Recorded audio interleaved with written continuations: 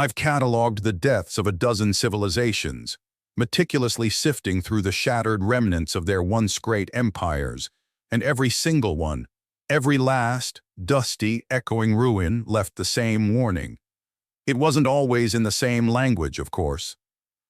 Some used intricate glyphs carved into materials that defied known science. Others employed complex sonic vibrations. And one particularly melodramatic species even encoded their final message into the very fabric of a nebula, but the core message, always the same. A chilling, universal caution about them. My name is Jax, and I'm what you'd call a xenolinguist, a fancy term for someone who spends their life deciphering the last words of species that no longer exist. It's a morbid profession, I know, but someone has to do it. Someone has to piece together the fragmented histories, the desperate warnings, the lingering echoes of what was, to try and understand what is, and perhaps what will be. I work with a multi-species exploratory team aboard the Stardust, a vessel designed for long-range, deep space investigation. We're not soldiers, not conquerors. We're historians, scientists, seekers of knowledge. Or at least that's what we tell ourselves. Our current mission, well, it's unlike anything I've ever encountered. For cycles, we've been following a trail of breadcrumbs, a series of cryptic messages left behind by extinct civilizations, each one more desperate, more frantic than the last. They all pointed to a single, terrifying conclusion, a shared experience of annihilation that transcended language, culture, and even the basic laws of physics as we understood them. We arrived at the latest ruin just hours ago. It's difficult to describe. Imagine a planet once teeming with life, now reduced to a swirling cloud of debris, a cosmic graveyard orbiting a dying star. There's an unnatural silence here, a void where the hum of cities, the chatter of communications, the very vibration of life should be. It's a silence that presses against your eardrums, a silence that whispers of unimaginable catastrophe. My colleagues, bless their varied and often baffling physiologies, reacted in their own predictable ways. Kira, our human captain, a veteran of some unnamed conflict, judging by the haunted look that sometimes flickers in her eyes, immediately went into tactical mode.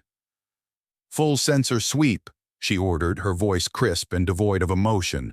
"I want threat assessments, trajectory analyses, anything that can tell us what happened here." She's pragmatic, decisive, and fiercely protective of her crew, a trait I've come to appreciate, even if I sometimes find her an eye. Teal distrust, challenging. She sees me as a potential liability, a representative of a larger galactic power, a spy perhaps. It is not a wholly unjustified, even a xenolinguist serves some government. Zil, our chief engineer, a member of a silicon-based life-form species known as the, well, their name is unpronounceable by most vocal cords, so we just call them the Lith. Zil is the embodiment of stoic logic. He's a counterpoint to my, shall we say, more emotional perspective. "The energy readings are anomalous," Zil reported, his voice a low rumble that resonated through the deck plating. "There are residual traces of a weapon, or perhaps a phenomenon unlike anything in our database. The spatial distortion is significant." He paused, a rare occurrence. "Illogical." Vor, our lead scientist, a member of a species that communicates through bioluminescence. Picture a sentient jellyfish with a penchant for high-energy physics, practically vibrated with excitement. "This is extraordinary," Vor pulsed, his body shimmering with a cascade of colors. "The energy signatures, they defy conventional understanding. There are traces of dimensional shearing, temporal anomalies. This could revolutionize our understanding of the universe." Vor, bless his naive heart, often overlooks potential dangers in his relentless pursuit of knowledge. It's a trait that both endears him to me and terrifies me in equal measure. We managed to locate a data crystal, remarkably intact considering the planetary devastation surrounding us. It was buried deep within what we believe was once some kind of central archive, shielded by layers of, well, I'm not entirely sure what it was shielded by. The material is unlike anything I've ever encountered, simultaneously dense and ethereal, cold yet radiating a faint internal warmth. I spent the next few hours painstakingly translating the crystal's contents. It wasn't easy. The language was complex, filled with metaphors and allusions that seemed to defy any logical framework. But slowly, painstakingly, a picture began to emerge. A picture of a civilization that was both incredibly advanced and utterly terrified. The fragments of text spoke of a looming threat, a force of unimaginable power that swept across the galaxy, consuming everything in its path. They described desperate attempts at defense, at negotiation, at understanding, all of which failed. The images were even more disturbing. Swirling vortexes of energy, planets cracking apart like eggs, entire star systems collapsing into nothingness. And then I found it. The core of the message, the warning that had been repeated in various forms across a dozen dead civilizations. It was a single, fragmented sentence, partially corrupted by the damage to the crystal, but still unmistakably clear. "Avoid," I muttered, my vocal synthesizers struggling to replicate the alien phonemes. "The Tyrants, they guard the null." The bridge fell silent. Kira stared at me, her expression a mixture of disbelief and apprehension. Zil, ever the logician, was the first to speak. "Terrans," he rumbled. "That is an archaic term referring to humans, is it not?" I nodded, my internal translator already cross-referencing the term with the Galactic archives. "Yes, a relatively young species classified as pre-warp, technologically unremarkable, by all accounts insignificant." "Insignificant?" Kira's voice was sharp. "You're telling me that a primitive species is responsible for this?" She gestured towards the shattered remnants of the planet displayed on the main view screen. "That is the logical inconsistency," Zil stated, his voice devoid of inflection. "How could a species lacking faster-than-light travel, or even basic energy-shielding technology, pose a threat to civilizations capable of manipulating the very fabric of spacetime?" It was a good question, a question that, frankly, I had no answer for. But the evidence, the sheer, overwhelming weight of evidence accumulated from a dozen dead worlds, was undeniable. Something about humanity, something about this null they supposedly guarded, was terrifying enough to drive entire empires to extinction. Kira, ever the pragmatist, cut through the speculation. "We need more information," she said, her gaze fixed on the distant, swirling cloud of planetary debris. "Jax, delve deeper into the Galactic archives. Find everything you can on humanity. Their history, their technology, their peculiarities." "Vor, analyze that energy signature. I want to know what we're dealing with." I spent the next several hours immersed in the fragmented records of humanity. It was a frustrating, confusing, and deeply unsettling experience. The information was contradictory. One archive described them as peaceful, cooperative, eager to join the galactic community. Another depicted them as warlike, aggressive, prone to self-destruction. Some records showed them as technologically backward, struggling to master basic rocketry. Others hinted at secrets, hidden advancements that defied explanation.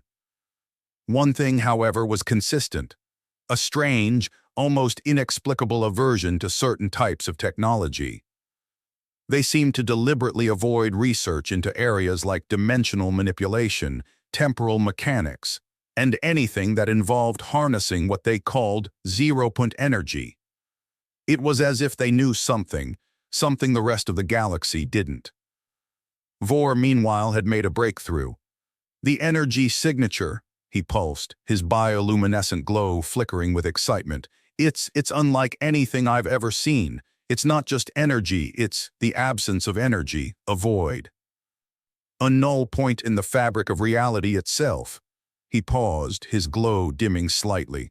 "And it's emanating from the direction of Earth." A chill ran through me, a sensation I rarely experienced. The pieces were starting to fit together, forming a picture that was both terrifying and profoundly disturbing. Humanity, the primitive, insignificant humans, were guarding something powerful, something dangerous. Something that had the potential to unravel the universe itself. Kira, her face grim, made the decision. "We're diverting course," she announced, her voice firm and unwavering. "We're going to Earth." It was a controversial decision, to say the least. We were an exploratory vessel, not a warship. We were equipped for research, not confrontation. And yet, the evidence was overwhelming. The warnings were clear. We had a duty, a responsibility to investigate, to understand, to perhaps prevent another catastrophe. As the Stardust turned its bow towards the distant, unassuming blue planet known as Earth, I couldn't shake the feeling that we were heading towards something profoundly, irrevocably wrong. We were approaching the cage, and I had a terrible feeling that we were about to find out what was inside. Terran, of course, was the ancient designation. The Galactic archives, vast and sprawling as they were, contained surprisingly little concrete information about humanity. Most species dismissed them as a footnote, a minor anomaly in the grand tapestry of cosmic evolution. Pre-warp, technologically unremarkable, insignificant. Those were the recurring descriptors. And yet, the warnings, the sheer, unadulterated terror etched into the final messages of civilizations that dwarfed humanity in both age and technological prowess. It didn't add up. It was, as Zill so eloquently put it, illogical. My species, well, let's just call us the archivists. We have a long and complicated relationship with knowledge. We believe in the interconnectedness of all things, the flow of information, the preservation of memory. We see the universe as a vast, intricate library and ourselves as its humble caretakers. And this Terran anomaly, it was a missing page, a torn chapter, a gaping hole in the narrative of the cosmos. Kira's decision to divert course to Earth sent ripples of unease through the crew. Even Vor, usually bubbling with unrestrained scientific curiosity, seemed subdued, his bioluminescent glow flickering with a distinctly anxious hue. Only Zill remained outwardly unfazed, his silicon-based physiology seemingly immune to the creeping dread that permeated the Stardust. But even he, I noticed, ran diagnostics on the ship systems with unusual frequency. The Galactic archives, as I delved deeper, presented a fragmented and contradictory portrait of humanity. One record, compiled by a long-vanished species of sentient gas clouds, described the Terrans as peaceful and cooperative, eager to join the galactic community, to share their knowledge and resources. They painted a picture of a species on the cusp of greatness, poised to take their place among the stars. But another record, this one from a reptilian race known for their ruthless efficiency and cold-blooded logic, depicted humanity as warlike and aggressive, prone to self-destruction, a species to be avoided at all costs. They cited historical data, internal conflicts, planetary devastation, a disturbing tendency to weaponize even the most basic technologies. And then there were the whispers, the rumors, the fragmented accounts of something else. Hints of hidden advancements, of technologies that defied explanation, of a strange, almost pathological aversion to certain scientific principles. It was as if humanity had deliberately chosen to remain incomplete, as if they were afraid of what they might become. The most disturbing discovery, however, was their peculiar relationship with what they called zero-point energy. Most advanced civilizations viewed this energy, the fundamental energy of the vacuum of space, as the ultimate power source, the key to unlocking the secrets of the universe. We harnessed it to power our ships, to manipulate space-time, to create wonders that would seem like magic to a less developed species. But humanity, they avoided it. They actively shunned any research into zero-point energy, treating it as something dangerous, taboo. It was as if they knew something, a secret they guarded with an almost religious fervor. This aversion, this deliberate technological reticence, it was the key. I felt it in my core. It was the missing piece of the puzzle, the explanation for the terrified warnings, the shattered planets, the echoing silence of a dozen dead civilizations. Vor's analysis of the energy signature from the data crystal only deepened the mystery. It's not just energy, Jax, he pulsed, his bioluminescent glow flickering erratically. It's the absence of energy, a void. A null point in the very fabric of reality itself. He paused, his light dimming, a sign of profound confusion, even fear.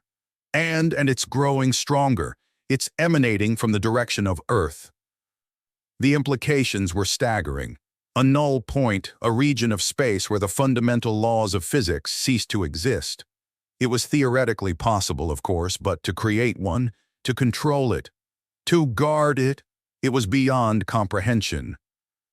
As we approached the Sol system, the home of humanity, the Stardust began to experience anomalies. Nothing catastrophic, not yet, but unsettling. Instruments flickered, readings fluctuated, spatial distortions appeared and disappeared like fleeting mirages. The ship's chronometer, usually a model of unwavering accuracy, stuttered momentarily, losing a fraction of a second, and then another. These disturbances, Zill reported, his voice a low, grating rumble, they are consistent with localized disruptions in spacetime. Minor for now, but increasing in frequency and intensity as we approach Earth. He paused, a rare display of something akin to concern. The laws of physics, they seem flexible in this region. Flexible, that was one word for it. Another word might be broken. We detected their defense network long before we entered visual range. It was surprisingly sophisticated for a supposedly pre-warp civilization. A vast array of satellites, orbital platforms, and other things that our sensors couldn't quite identify. But it was also strangely primitive. Kinetic weapons, projectiles, missiles, essentially, relying on basic Newtonian physics. Rudimentary energy shields, barely capable of deflecting a focused laser beam. And a communications network that, while extensive, was based on radio waves. Radio waves. A technology that most species abandoned millennia ago. It was a deliberate choice, I realized, a conscious decision to remain technologically unbalanced, to embrace certain advancements while rejecting others, to present a facade of insignificance. Kira, her face a mask of grim determination, ordered a cautious approach. "Hail them," she commanded, her voice tight with barely suppressed tension. "Standard first contact protocols. Let's see if they're willing to talk." The response was immediate and chilling. "Unidentified vessel," a voice crackled across the comm system, curt, cold, and utterly devoid of warmth. "State your purpose. You are entering restricted space." No greeting, no welcome, no hint of curiosity or excitement, just suspicion. And a clear, unmistakable warning. We were not welcome, we were intruders, and they were ready for us. As the Stardust held its position, surrounded by the silent, watchful eyes of Earth's defense platforms, I felt a profound sense of unease. We had come seeking answers, seeking to understand the warnings of extinct civilizations.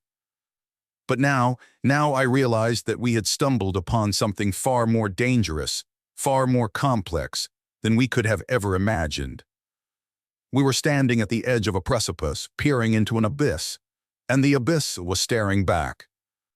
The tension on the bridge was a palpable thing, a thick, suffocating blanket woven from apprehension and disbelief.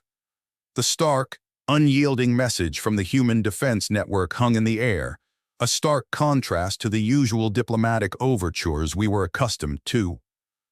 We weren't being greeted, we were being challenged. Kira, to her credit, didn't flinch. Her human physiology, I knew, was prone to a range of volatile reactions under stress, but her face remained a mask of steely calm. "Open a channel," she ordered, her voice betraying none of the turmoil I suspected she was feeling. "This is Captain Kira of the exploratory vessel Stardust. We are on a mission of scientific research. We mean you no harm." A pause, a long, agonizing pause, during which the only sound was the hum of the ship systems and the faint, rhythmic pulsing of Vor's bioluminescent form, a display of anxiety that even he couldn't suppress. Then the human voice returned, colder if possible than before. "Your vessel's trajectory and energy signature are inconsistent with a research vessel. You are in violation of our sovereign airspace. Prepare to be boarded or fired upon." Boarded, the audacity. The Stardust was a state-of-the-art vessel, equipped with technology millennia ahead of anything these, humans, could possibly possess. The idea of them boarding us was ludicrous. And yet those warnings, the shattered remnants of a dozen civilizations, the unsettling anomalies, the wrongness of the physics surrounding this planet. "We are unarmed," Kira responded, her voice carefully neutral. "We are here to investigate a phenomenon detected in this region. A phenomenon of significant scientific interest." She was choosing her words with extreme care, I noticed, avoiding any mention of the null or the warnings of extinct civilizations. Another pause. This time I could sense something else in the silence. A subtle shift in the energy readings, a flicker of something in the background noise. It was as if the very fabric of space was listening. "Very well," the human voice finally conceded. "You will remain under observation. A delegation will be dispatched to your vessel. Any deviation from your stated course, any attempt to activate weapons systems, will be met with immediate and overwhelming force." The threat was implicit but unmistakable, and for the first time since encountering these humans, I felt a genuine shiver of fear. Not for myself, not for the Stardust, but for the galaxy. Because I was beginning to understand that the warnings, the whispers of extinction, they weren't exaggerations. They were understatements. The delegation, as they called it, arrived shortly thereafter. A small, sleek shuttle, surprisingly advanced for a species supposedly limited to chemical rockets.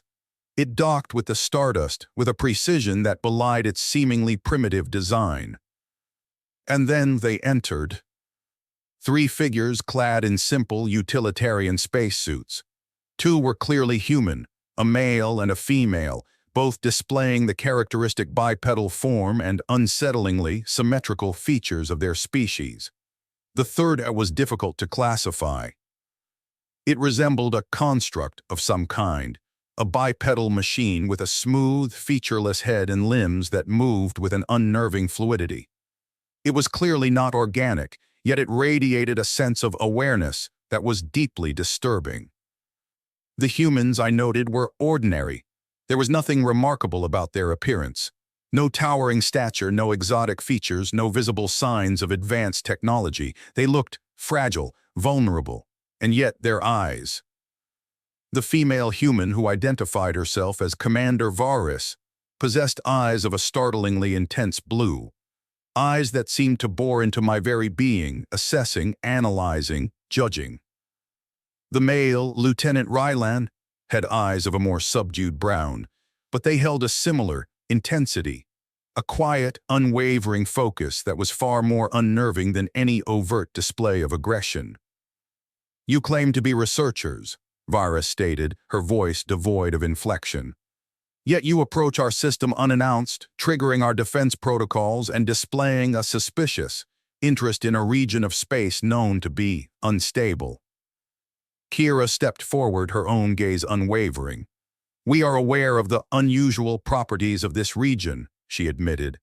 "That is precisely why we are here. We are xenolinguists, historians, scientists. We seek to understand the anomalies that have been detected." "Anomalies?" Ryland's voice was a low, rumbling baritone. "You mean the fluctuations in spacetime, the distortions in the fundamental forces?" He paused, his gaze sweeping over the bridge crew. "You are aware that this region is quarantined." Quarantined. The word hung in the air, heavy with unspoken implications. We are aware of certain historical accounts, I interjected, my vocal synthesizers struggling to maintain a neutral tone. Accounts that suggest a danger associated with this region. Varys turned her gaze towards me, her blue eyes narrowing slightly. Historical accounts, she repeated, her voice laced with a subtle skepticism. From whom exactly? I hesitated. To reveal the source of our information, to mention the warnings of extinct civilizations, it would be imprudent, to say the least. From various sources, I replied, choosing my words with extreme care. Fragmented records recovered from long-vanished cultures. Varys and Rylan exchanged a glance that spoke volumes, a glance that said, "We know more than you think we do." "And what precisely?" Rylan asked, his voice taking on a sharper edge. "Do these fragmented records say about us?" It was a trap, I knew it. Kira knew it. Even Vor, his bioluminescent glow flickering nervously, seemed to grasp the danger. "They suggest," I began, stalling for time, trying to formulate a response that would be both truthful and non-incriminating, "that humanity possesses a unique understanding of certain fundamental forces." Varys's lips curled into a faint, almost imperceptible smile. A smile that sent a shiver down not my spine exactly, but the equivalent structure in my archivist physiology. "Unique understanding," she repeated softly, "an interesting way to put it." The construct, which had remained silent until now, suddenly shifted, its smooth, featureless head turning towards me. A voice, synthesized but strangely resonant, emanated from its form. "They know," it stated, its tone devoid of emotion, yet somehow profoundly unsettling. "They know about the null." The name, struck me with the force of a physical blow. The null, the void, the absence of energy. The thing that humanity supposedly guarded. Kira, her face pale, stepped forward. "We know of it," she corrected, her voice tight with barely suppressed tension. "We do not understand it." "And yet," Varys said, her blue eyes locking onto Kira's, "you came here seeking answers." "We seek knowledge," Kira replied, her voice firm despite the tremor that I could detect beneath the surface. "Understanding, we believe that cooperation is the key to survival." Varys studied her for a long moment, her gaze unwavering. Then, slowly, almost imperceptibly, she nodded. "Very well," she said, "we will consider your request." She turned to Rylan. "Prepare a landing party. We will take them below." Below, the word echoed in my mind, filled with a sense of foreboding. Below, to what? To where? To the null. As the humans turned to leave, I couldn't shake the feeling that we had just crossed a threshold, a point of no return. We had come seeking answers, and we were about to find them. But I had a terrible feeling that the truth was far more terrifying than we could have ever imagined. We were being invited into the cage, and I was no longer sure if we would ever be allowed to leave. The silence of space was no longer empty. It was heavy with secrets, a prelude to a truth humanity guarded with a vigilance that bordered on the sacred. And we were about to be shown why. The descent was unnerving. Not because of any physical sensation, the human shuttle was surprisingly smooth and efficient, but because of the atmosphere. A heavy, oppressive silence hung in the air, broken only by the hum of machinery and the occasional, terse communication between Varys and Rylan. The construct remained motionless, its featureless head tilted slightly, as if listening to something beyond our comprehension. Kira, ever the pragmatist, tried to break the tension. "So," she began, addressing Varys, "this null you mentioned, can you tell us anything about it?" Varys's blue eyes flickered towards her, cold and unreadable. "It is not something easily explained," she replied, her voice carefully measured. "It is a paradox, a contradiction, a point where the laws of physics cease to apply." "Cease to apply?" Vor pulsed, his bioluminescent glow flickering with a mixture of excitement and apprehension. "But that's impossible. The laws of physics are fundamental. They are the foundation of reality itself. Are they? Virus's voice was soft, almost pitying. Or are they merely a convenient framework, a simplification, a way of understanding a universe that is infinitely more complex than we can comprehend? Zil Ever the Logician stirred. Such a concept violates all known principles of causality, thermodynamics, and, well, everything, he rumbled. It is illogical. Logic, Virus replied, her gaze sweeping over the assembled crew, is a tool, a useful tool to be sure, but it is not the only tool, and it is certainly not the ultimate tool. The shuttle landed with a gentle thud, and the hatch hissed open, revealing not what I expected. Not at all. We were in a facility of some kind, but it was unlike anything I had ever seen. It was ordinary, almost disappointingly so. Concrete walls, fluorescent lights, metal walkways. It resembled a research station, perhaps, or a military installation. But there was no sign of the advanced technology I had anticipated. No shimmering energy fields, no humming power conduits, no anything. That would suggest a civilization capable of containing a force that could unravel the universe. And yet there was something off. A subtle wrongness that permeated the very air, a sense of unease that settled over me like a shroud. The air was still, too still. There was no hum of machinery, no whisper of ventilation, no life, just silence. A heavy, oppressive silence that pressed against my eardrums, making it difficult to breathe. Even the light held no vibrance. "Where are we?" Kira asked, her voice barely above I was going to say a whisper, but decided against it. "We are below," Virus replied, her voice echoing strangely in the stillness. "Below the surface, below the pretense, below the illusion." She led us down a long, featureless corridor, our footsteps echoing eerily in the silence.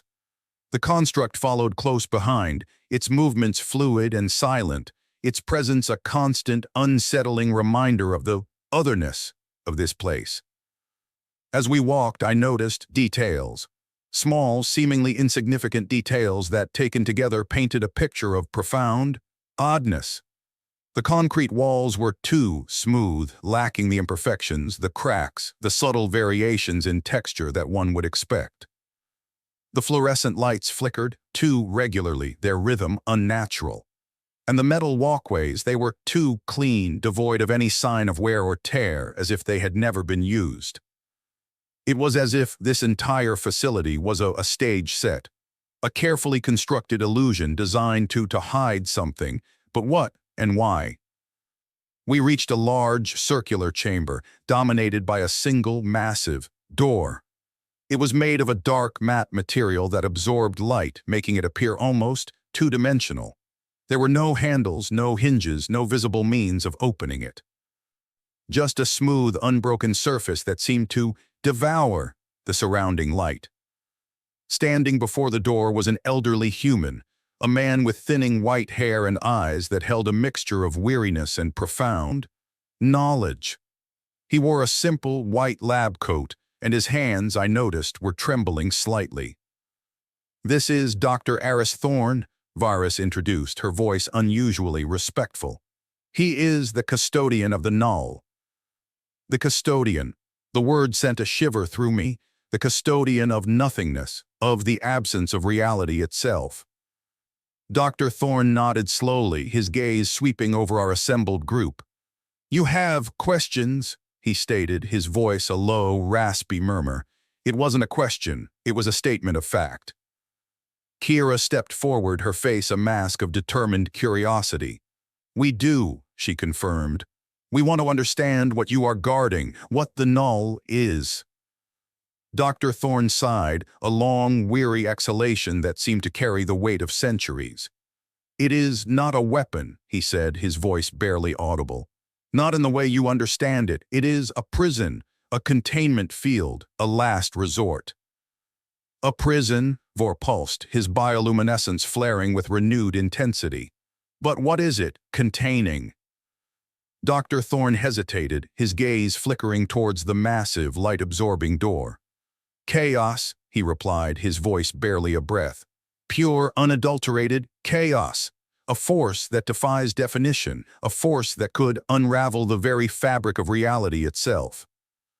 He explained slowly, painstakingly, the history of the null, how countless civilizations, in their relentless pursuit of knowledge, of power, of control, had stumbled upon this force, this fundamental instability at the heart of the universe. How they had attempted to harness it, to weaponize it, to understand it, and how they had failed utterly, catastrophically. Each civilization that had encountered the null, that had dared to tamper with the fundamental forces of reality, had been erased, consumed, annihilated, leaving behind only whispers, warnings, echoes of their demise. Humanity, he explained, had been different. Perhaps it was luck, perhaps it was their inherent caution, perhaps it was their strange, almost paradoxical aversion to certain technological paths. Whatever the reason, they had discovered the danger before it was too late. They had realized that the null could not be controlled, could not be harnessed, could not be understood. It could only be contained. And so they had built this facility, this cage, a prison designed to hold not a creature, not an entity, but a concept, a fundamental flaw in the fabric of reality itself. We have deliberately limited our technological advancement, Dr. Thorne explained, his voice heavy with the weight of his words. We have chosen to remain primitive in certain ways, to avoid the temptation, to avoid the hubris that led so many others to their doom. It was a staggering revelation, a profound, almost unbelievable truth. Humanity, the insignificant, pre-warp species, had saved the galaxy, not through conquest, not through power, but through restraint, through a deliberate, conscious choice to not advance, to not know. And the null, it was not a weapon, it was a burden, a responsibility, a secret that humanity had guarded for millennia, a secret that they were now sharing with us. As Dr. Thorne finished his explanation, he gestured towards the massive, light-absorbing door. Behind that door, he said, his voice barely a whisper, lies the heart of the null, the source of the chaos. Would you like to see it? The question hung in the air, heavy with unspoken implications. To see the null, to witness the raw, unadulterated power that had consumed entire civilizations, it was a terrifying prospect. And yet it was also an irresistible one. We had come seeking answers, and now the ultimate answer lay before us. The chapter and this portion of the unveiling concluded not with action, but with a harrowing invitation, a dare almost, to witness the very force that had defined humanity's cautious trajectory through the cosmos. The silence that followed Dr. Thorne's question was more profound than any dialogue, loaded with the gravity of choices yet to be made, and the unseen, chaotic prisoner lurking just beyond our sight. There was a collective intake of breath, or, in Vor's case, a rapid, pulsating ripple of light, as Dr. Thorne extended the invitation. To see the null, to witness the raw, unbridled chaos that had consumed entire civilizations, it was a prospect that both terrified and intrigued. Kira, ever the pragmatic one, was the first to speak. Is it safe? A faint, humorless smile touched Dr. Thorne's lips. Safe, he repeated, the word sounding almost alien in this sterile, unsettling environment. No, it is not safe. It is the antithesis of safety, but it is contained. He gestured towards the massive, light-absorbing door. Within that chamber lies the heart of the null, a singularity of sorts. Not a gravitational singularity, but a conceptual one, a point where the laws of physics break down, where reality frays at the edges. But how is it contained? Zil asked, his voice a low rumble of disbelief. What technology could possibly restrain such a force? Technology, Dr. Thorne's voice was barely a whisper. And sacrifice. The containment field is a paradox, a combination of advanced and deliberately primitive principles. We use ancient techniques to channel and dissipate the chaotic energies. We limit our understanding to control the uncontrollable. It was a chilling concept. A civilization deliberately stunting its own growth, choosing to remain less than it could be in order to safeguard the galaxy. A self-imposed technological dark age, a sacrifice made for the greater good. Vor, his bioluminescent glow shifting between hues of excitement and apprehension, pulsed a question. But if it is so dangerous, why not destroy it? Why keep it contained?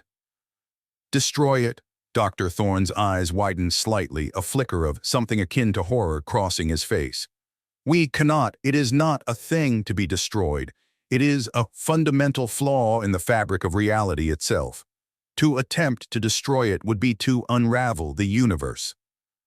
The implications of his words were staggering. The null was not a weapon, not a creature, not even a place. It was a concept, a fundamental instability at the heart of existence, a constant threat to the very fabric of reality, and humanity had chosen to be its jailer. Before any of us could fully process this revelation, a piercing alarm blared through the facility, shattering the oppressive silence. Red lights flashed and the air shifted. It was a subtle change but unmistakable. Something had changed. Varys and Rylan, who had remained silent and watchful throughout Dr. Thorne's explanation, instantly went into alert mode. "What's happening?" Kira demanded, her hand instinctively moving towards the useless, I realized, sidearm she carried. "We're under attack," Varys replied, her voice tight with urgency. "An unidentified vessel has entered the system. It's ignoring our warnings. It's heading straight for Earth." "But how?" I stammered. "Your defenses they should have." "They were bypassed," Rylan interjected, his gaze fixed on a display screen that had suddenly sprung to life, showing a rapidly approaching vessel of unfamiliar design. "Somehow they cloaked their approach. They're using technology we've never seen before." "The energy signature," Vor pulsed, his bioluminescence flaring with a frantic, almost panicked intensity. It's familiar. It's the RHY Tik Bengali Bentaw Anus Bengali Bendante Na Inus. The RHY Tik Bengali Bentaw Anus Bengali Bendante Na Inus. The name sent a chill through me. A technologically superior expansionist empire known for their ruthless efficiency and their obsession with order. They believed in absolute control, in the subjugation of all inferior species, in the perfection of the universe. And they were here. "They must have detected the energy signature of the null," Dr. Thorne murmured, his voice trembling.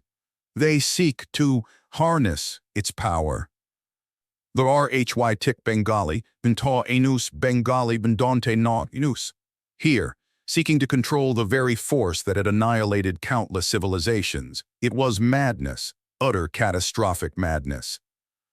"We have to stop them," Kira stated, her voice firm and unwavering. "We have to warn them." But it was too late. Even as she spoke, the RHY Tik Bengali, Bentaw Anus Bengali Bendante Na Inus warship, a massive obsidian-like vessel bristling with weapons, decloaked above Earth, its presence a stark, ominous silhouette against the backdrop of the planet. A transmission crackled through the facility, a cold, arrogant voice filled with the certainty of absolute power. "Inhabitants of Earth," the voice declared, "we are the RHY Tik Bengali Bentaw Anus Bengali Bendante Na Inus. We have detected a source of significant energy within your system. Surrender this energy to us. Resistance is futile." Varys and Rylan exchanged a grim look. "They don't understand," Varys murmured. "They don't know what they're dealing with." "We have to try," Kira insisted. "Open a channel, we have to explain." But even as she spoke, the RHY Tik Bengali, Bentaw Anus Bengali Bendante Na Inus warship began to fire. Not with conventional weapons, not with lasers or missiles, but with something else. A beam of pure force lashed out from the vessel, striking the surface of the planet. And then everything changed. The air rippled, the lights flickered. The very fabric of reality seemed to bend and break. The seemingly primitive defense network surrounding Earth, the kinetic weapons, the rudimentary shields, they weren't designed to defeat an enemy. They were designed to amplify the chaotic effects of the null, to turn the RHY Tik Bengali, Binta Enus Bengali, Bindante Na Enus, Tik's own technology against them. The RHY Tik Bengali, Binta Enus Bengali, Bindante Na Enus warship, caught in the maelstrom of unpredictable energy fluctuations, began to disintegrate. Not explode, not shatter, but unravel. Its perfectly ordered structure, its meticulously crafted technology, it was falling apart at a fundamental level. The RHY Tik Bengali, Binta Enus Bengali, Bindante Na Enus, in their arrogance, in their blind pursuit of order and control, had become victims of their own ideology. They had sought to harness the very force that defied harnessing, and they were paying the ultimate price.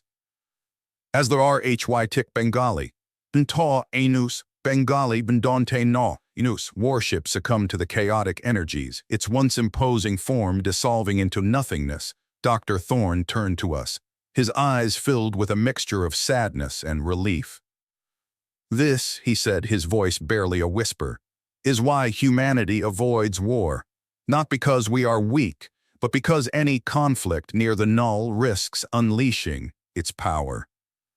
He gestured towards the massive, light-absorbing door behind which lay the heart of the chaos. "We are not warriors," he continued. "We are jailers. We guard the galaxy from a threat it does not even know exists."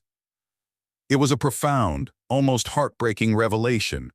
Humanity, the species dismissed as primitive, as insignificant, as weak, had been the silent guardians of the galaxy, sacrificing their own advancement, their own potential, to protect all other life from a danger beyond comprehension. Kira, her face pale but resolute, stepped forward. "We understand," she said, her voice filled with a newfound respect. "We will help you. We will keep your secret." And with that, the Stardust, carrying the weight of a truth too terrible to share, departed from Earth.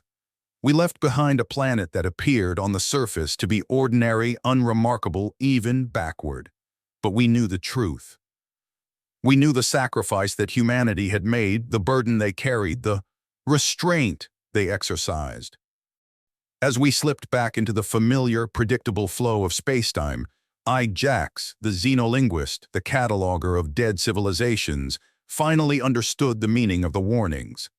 The whispers of extinction were not about humanity's power, but about their wisdom. Their ability to not use the ultimate weapon. Sometimes the greatest strength lies not in what you do, but in what you choose not to do. The greatest weapon is the one you never use. And humanity, the seemingly insignificant, primitive humans they had taught us all the most profound lesson of all. The universe was safe, not because of grand empires or powerful weapons, but because of the quiet, unwavering vigilance of a species that understood the true meaning of sacrifice.